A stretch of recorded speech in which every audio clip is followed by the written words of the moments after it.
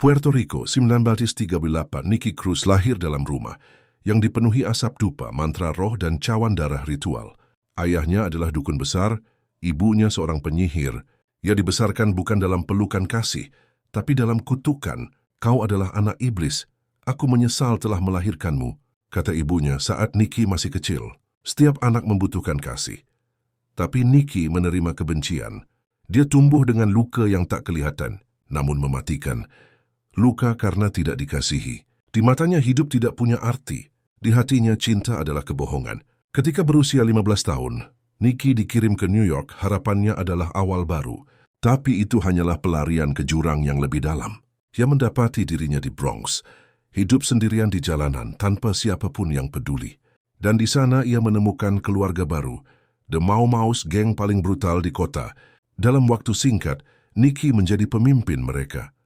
Karena satu hal, ia tak takut mati dan tak takut membunuh. Jalanan mengajarkannya hukum rimba. Semakin bengis, semakin berkuasa. Orang-orang tak bisa menyakitiku kalau aku lebih dulu menghancurkan mereka, pikirnya. Tapi di balik sorak-sorai geng, ada kesepian yang tak terucap. Dia tertawa di luar, menangis di dalam. Ia bebas secara fisik, tapi jiwanya di penjara. Pada usia 17 tahun, Nicky Cruz telah menjadi legenda jalanan Bronx. Namanya ditakuti, keberaniannya jadi mitos. Tapi hatinya sudah lama membusuk. Dia mencuri, dia memukuli, dia menikam, dia memperkosa. Ia menindas tanpa ragu. Dan kehancuran seolah menjadi bagian dari hidupnya sehari-hari. Darah dan ketakutan bukan lagi hal yang mengganggu nuraninya. Itu adalah alat untuk bertahan.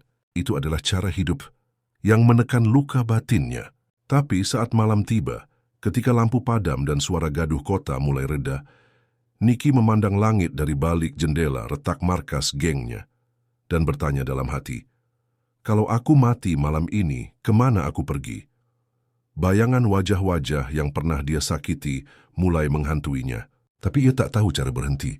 Ia mencoba pelarian lewat dunia malam, hiburan dan zat pelupa, namun kekosongan di dadanya tetap menggigit seperti dingin yang tak kunjung reda. Aku ini seperti binatang liar. Dan aku rasa binatang tidak layak untuk dikasihi, bisiknya pada suatu malam.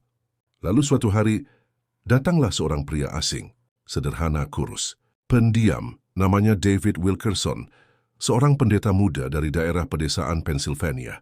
Orang-orang menyebutnya pendeta gila karena ia datang ke Bronx tanpa senjata, tanpa perlindungan, hanya membawa satu hal, kasih Yesus. Ia berdiri di jalan, tepat di hadapan para pemimpin geng. Bukan untuk mengutuk, tapi untuk mengasihi. Saat pertama kali bertemu Nicky, ia tidak mundur. Ia menatap matanya dan berkata, "Nicky, Yesus mengasihimu." Nicky tertawa mengejek. Ia mempermainkan pendeta itu, bahkan mengancam. Tapi Wilkerson tetap tenang, dan dengan mata yang penuh belas kasih, ia menjawab, "Kau bisa menyakitiku, Nicky. Kau bisa potong aku jadi 1000 bagian. Tapi setiap bagian itu akan tetap berkata, Yesus mengasihimu." Nicky terdiam. Ia menertawakan Wilkerson di luar, tapi di dalam hatinya mulai retak. Itulah kalimat pertama dalam hidupnya yang tidak datang dari kebencian, tapi dari kasih yang tulus dan tidak takut. Beberapa minggu kemudian, David mengundang geng-geng ke pertemuan kebaktian. Nicky datang, bukan untuk bertobat, tapi untuk mengacaukan. Tapi saat pujian dinaikkan dan firman disampaikan, ada sesuatu yang tak bisa ia tolak.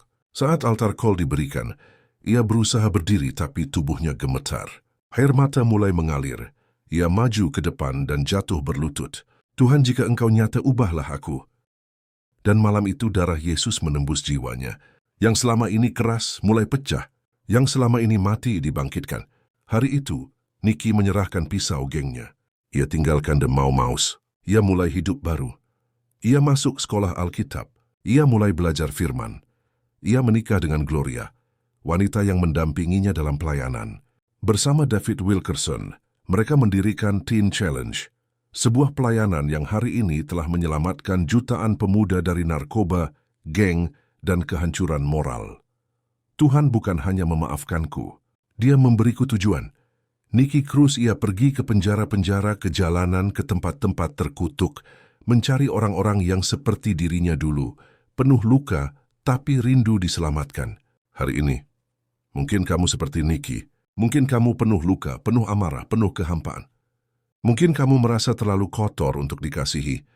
Tapi dengar ini, tidak ada seorang pun yang terlalu rusak untuk dijamah oleh Yesus. Jika kasih Kristus bisa menembus jiwanya Nicky Cruz, seorang anak yang dikutuk ibunya, pemimpin geng pembunuh, maka kasih yang sama juga bisa menjamahmu malam ini.